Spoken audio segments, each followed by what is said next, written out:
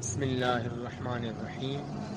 رسول اللہ صلی اللہ تعالی علیہ وسلم نے ارشاد فرمایا، جو شخص رات بھر بیمار رہا اور صبر کر کے اللہ تعالیٰ کی رضا کا طالب ہوا تو وہ شخص گناہوں سے ایسا پاک ہو جائے گا جیسا کہ اپنی پیدائش کے وقت تھا۔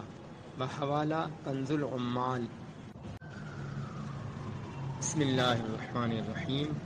رسول اللہ صلی اللہ تعالی علیہ وسلم نے ارشاد فرمایا، مومن کی بدبختی اور رسوائی کے لیے اتنا ہی کافی ہے کہ وہ مؤذن کو نماز کے لیے اقامت کہتے ہوئے سنے پھر بھی نماز میں حاضر نہ ہو۔ بحوالہ المعجم الکبیر۔ بسم اللہ الرحمن الرحیم۔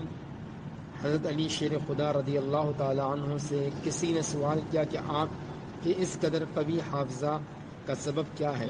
ارشاد فرمایا، جب میں نے نبی کریم صلی اللہ تعالی علیہ وسلم کو ظاہری پردہ فرمانے کے بعد غسل دیا تو جو پانی آپ صلی اللہ تعالی علیہ وسلم کے حلقہ چشم میں جمع ہو گیا تھا میں نے اسے پی لیا تھا، اسی کی برکت سے میرا حافظہ قوی ہے۔ بحوالہ مسند احمد۔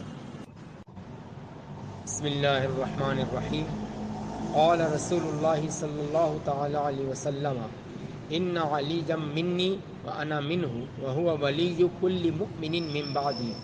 رسول اللہ صلی اللہ تعالی علیہ وسلم نے ارشاد فرمایا، یعنی علی مجھ سے ہے، میں علی سے ہوں اور میرے بعد ہر مومن کے مددگار ہیں۔ بحوالہ ترمذی۔